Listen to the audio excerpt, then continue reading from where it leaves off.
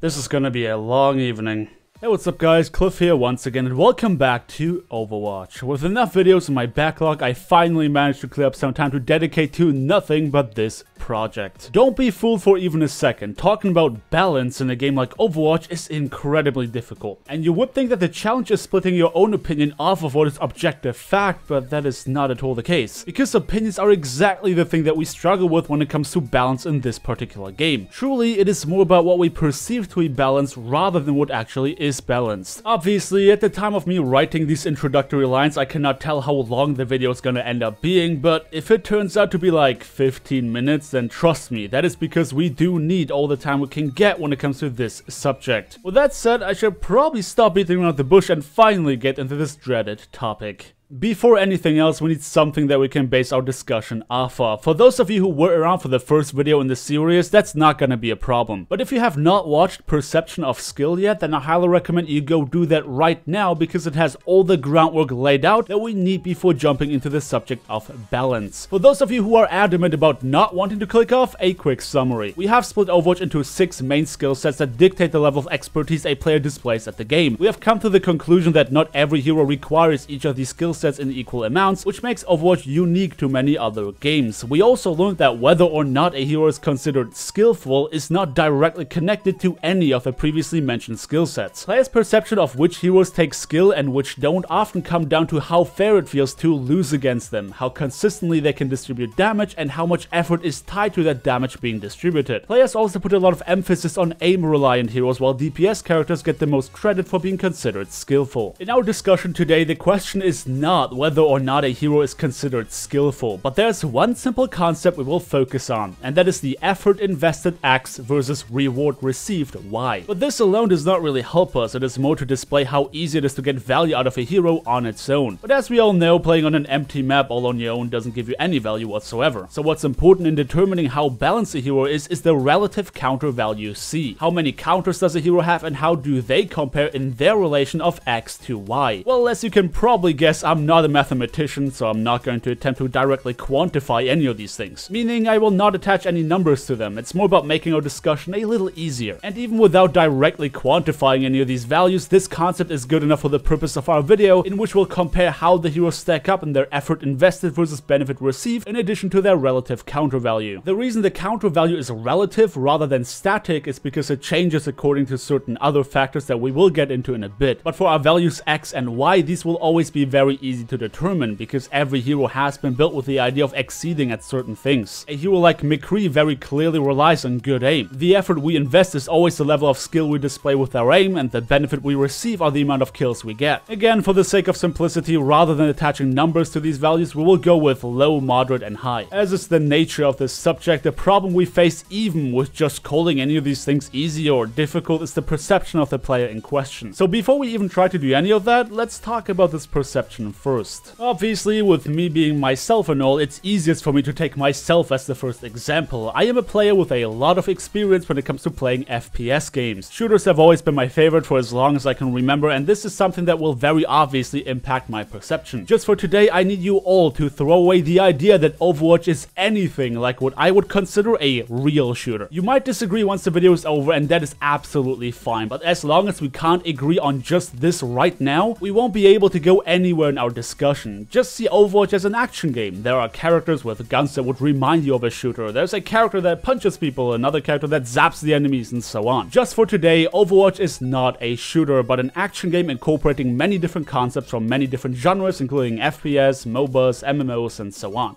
So, as someone who has been playing shooters for pretty much all my life, I obviously value good aim as a skill set, and here's where we start rating our first hero. You'd think that I, as an FPS player, would give Soldier a lot of credit for being well balanced, but quite the opposite is the case. Apology for the colors on the screen, I've been trying to color code these things for simplicity's sake, I hope it doesn't end up causing the opposite. But as you can see here, Soldier's effort invested value X is low, while his benefit received value Y is set to high with only a moderate counter value C. So what's the reason reasoning behind these values? Well, the effort invested into Soldier's gameplay is set to low because of the absolutely massive amounts of margin for error his kit allows. If your aim isn't good, then that is not a big deal because he runs 25 bullets in his fully automatic rifle. If your positioning is bad, his sprint allows you to quickly adjust that. The guy even gets a rocket for burst damage and self-healing. And in his nature of being a hit-scan hero, having bad target priority is not a big deal because he can swap targets very quickly. It's not as simple as to say, well, you need to be able to aim and then call him a difficult hero, because his entire kit just makes him a very easy hero to play with a lot of margin for error. Now, this one's probably going to spit in some people's cereal, particularly because Winston is considered a low-skill hero, but remember, the question is not if they're high skill or low skill, but whether or not they're balanced. So here you can see that Winston requires a lot of effort to get value out of, but he does get as much value out of it as he invests effort. Reason being the absolute lack of margin for error contrary to Soldier 76. That simply means that the levels of awareness and decision making a Winston player has to provide far exceed any skills a Soldier player has to provide to get the same amount of value. One wrong leap and they're dead. There's no sprint to reposition yourself, no range to fix your faulty target priority. Every decision needs to be on spot. While Winston does not require any aim, everything else he has to provide to get any value out of his hero is just so much more significant than the low levels of everything a Soldier player can get away with. To put an arbitrary example on this, if your baseline value Y was 10 kills, then Soldier would have to invest significantly less effort X than Winston to get these kills. Soldier's counter value is moderate because while he does not have a lot going on in terms of hard counters, if your hero does not have any hard counters, then that usually means that anything can kill them anyway. In the case of Winston, his value is set too high because of his large hitbox that is very easy to hit, which means that he dies very quickly anyway, plus has to deal with counters along the lines of Reaper and Bastion. And here's our third example. We go from slightly faulty balance to good balance, now all the way to terrible balance. Pharah's effort value is low with a high benefit value and a low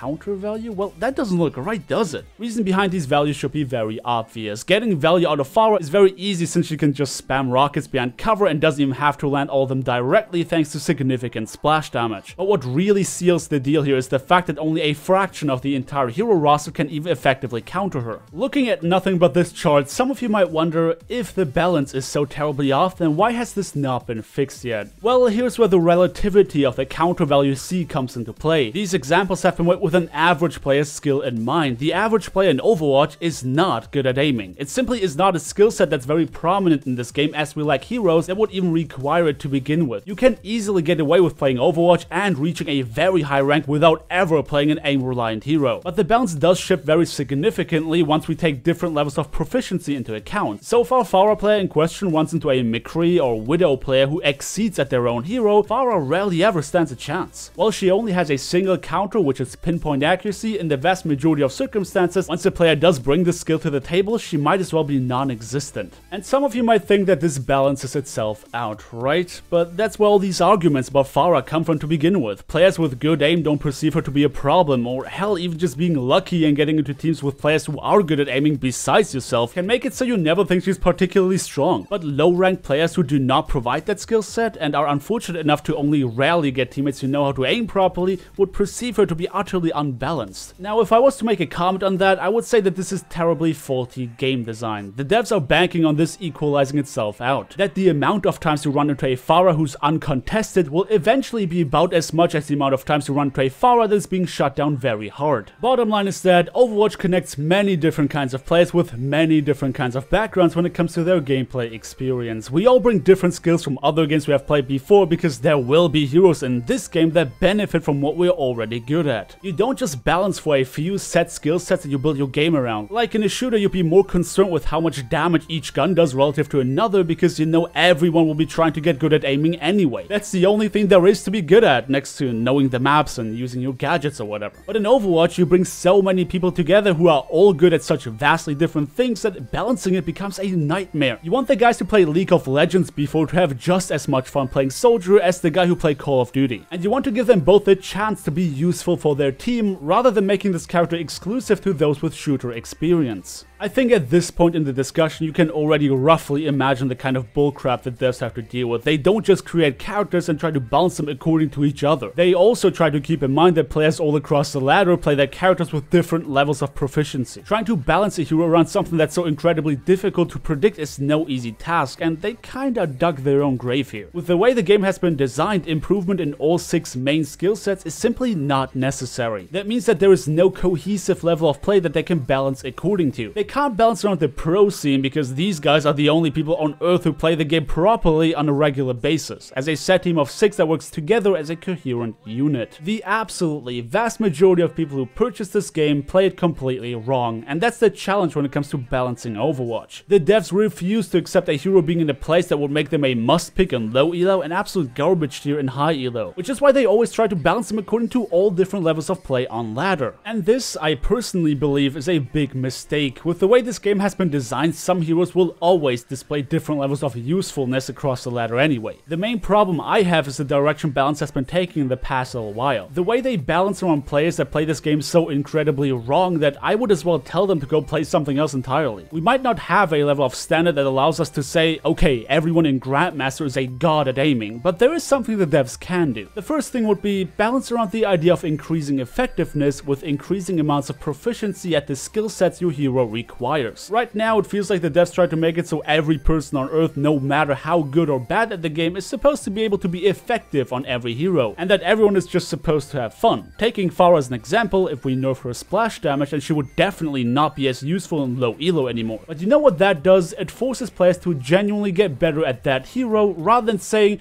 oh, you're not good on Pharah? Don't worry, but you don't have to be. Give players something to work towards. Stop cutting players so much slack. Stop capping skill ceilings so early. Nerf projectile hitboxes and force players to actually improve their aim. And that is not exclusive to Pharah. I mean all the projectile heroes. Stop the game of random kills and put a bigger emphasis on skillful gameplay. That, I believe, is the only way to make your game truly competitive. If low elo players cry out for something that they feel is broken, like the claim that Roadhog was unfairly balanced, let them figure out how to deal with it on their own, rather than giving them a warm blanket and a Nerf chocolate to get them to shut up. Don't balance according to players who play your game wrong. If those who play it properly claim something is broken, that's when you should be investigating, but even then it might just be a matter of time. This is not a question of ladder player versus pro player when it comes to who you should be balancing for, because obviously pro players approach the game way differently than the average dudes that play on ladder. But you can't take the guy who doesn't know how to shoot an arrow properly, listen to him that's saying the target is too difficult to hit, and then just give him a target that's easier to hit. Tell him to freaking improve. That's the mentality I believe they should approach. I'm not a developer or publisher. I don't know how any of these things relate when your job is to make a game that's supposed to appeal to many different kinds of people and have to make money. But for a game you want to be competitive, you're just not teaching your players that improvement is something that affects their perception of balance in a big way. And that's because you keep giving in to grant them stuff that makes it easier for them. Well, that's honestly just my viewpoint. I did say either at the beginning of this very long paragraph. The other solution I see is strictly balancing around hero design. Because if you break it down, every hero can be countered effectively if players know which heroes they should pick and also know how to play them. As I already said, they try way too hard to cut players some slack when it comes to learning their heroes. They make it too easy for players to get value without putting in the effort. If the game was strictly balanced around hero design, sure, some things would feel broken in some places on ladder, but it would also force players to learn how to play the heroes properly and skillfully. But at the end of the day, those are just my 2 cents on a massive topic that is very difficult to talk about. A lot of us probably have a very clear idea of what should happen to balance this game properly, and even I thought that my effort versus benefit kind of deal was a very clear-cut way of telling which heroes are broken. But there are just way too many factors in this game. Different levels of play, different maps, different extents to which players need to work together or refuse to do so, different hero combinations, and the list goes on and on. I mean, seriously, you think that ability A, B, and C are broken and overpowered? But once you sit down in an attempt to quantify all this stuff, you realize how, given the right or wrong circumstances, something feels significantly less or significantly more broken. If this video happens to end in kind of an unsatisfying way, then that's because this is the nature of the subject in question. Reality is that there is no satisfying answer. There really isn't. I sat down for hours trying to figure out how I can easily quantify levels of balance to an extent that my brain started melting. At the time of making the first video, I had a very clear idea on how I wanted to make this one right here. But once I sat down to script it, Dude, balance in Overwatch is the worst kind of subject to try and wrap your head around. I feel for the devs and their efforts of trying to give us a pleasant experience. I really do. But does that make the stuff we have to endure at times any less frustrating? Of course it doesn't. But maybe, just maybe, getting a rough idea on how difficult this game is to balance could give us a bit of solace at the end of the day. And if it doesn't, hey, there's always the forums to complain to, I guess. But this is me done for the day. I violently smashed my head against the wall trying to figure out how to balance Overwatch properly. If you enjoyed this video, then don't forget to drop me a like on your way out, subscribe if you want to see more, and I hope to see you all, obligatory YouTuber pause, next time.